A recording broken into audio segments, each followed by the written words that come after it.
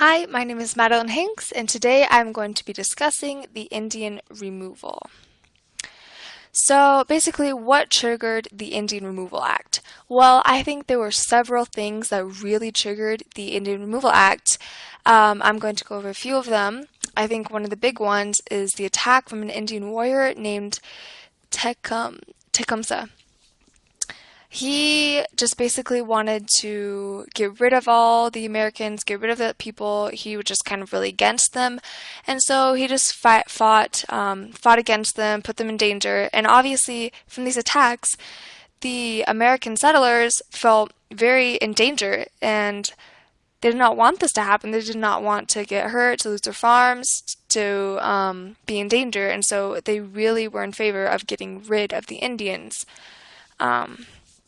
As you can see on the right, there's a picture of Tecumseh. Another huge fact was the want of Indian land. The Cherokee were given the land in Georgia as a result of the 1791 treaty with the U.S. government.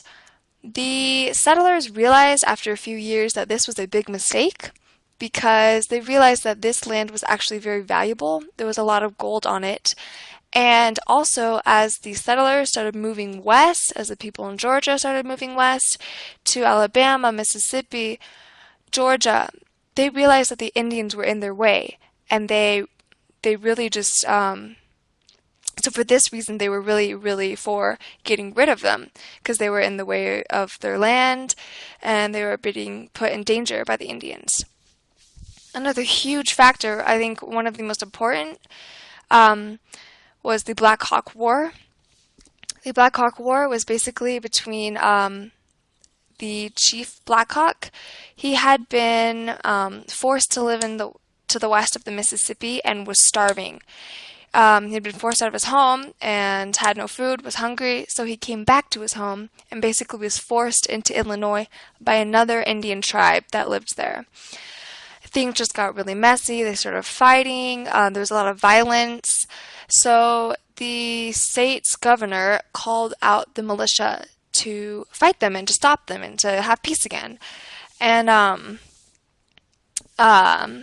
unfortunately, they did not stop him before he had scalped many people and burned homes, burned farms, and just basically put terror in the hearts of everyone in his way. So for these reasons, the settlers and President Jackson and Congress, they just wanted to get rid of him because they were putting them in danger, and they really did not like what they were doing. Jackson's course of action, what did he do to stop this? Well, let's just go back for a second. President Monroe had actually started the Indian removal in his presidency, but then his presidency ended and he was unable to finish it. And so when John Quincy Adams came into the presidency, it just kind of died down. He was not for this. He was not into this, so nothing really happened. But when Jackson was elected, everyone expected him to get rid of the Indians because he had always been known as an Indian fighter. He was against the Indians, and he did not like them. And he was also, for the people, I want to support the people, I want to do what's best for them. And since people were getting killed and getting hurt and were put in danger, he was definitely all for the Indian removal. So basically, the Indian Removal Act, he issued the Indian Removal Act.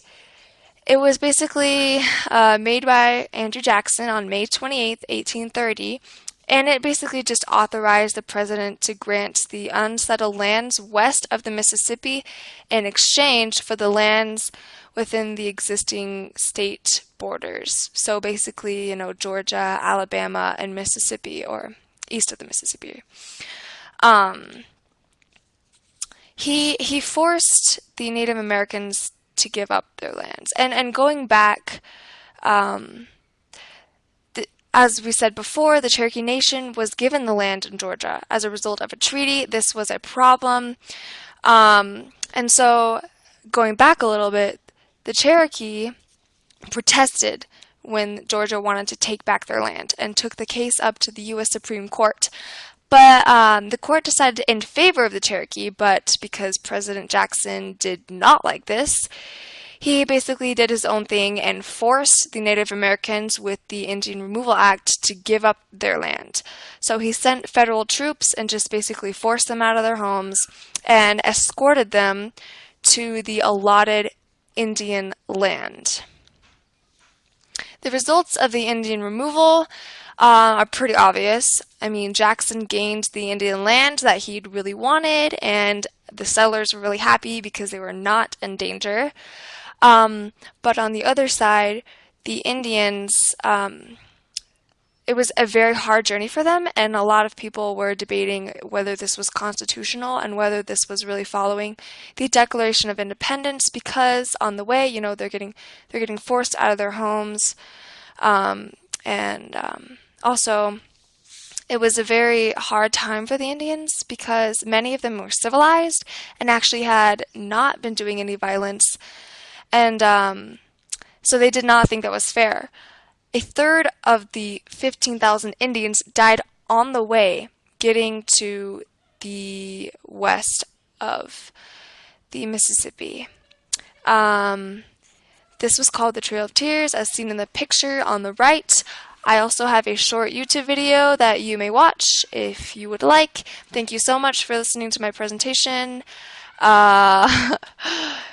Here are the citations. I cited everything because that's a good thing to do. Thank you for listening. Bye.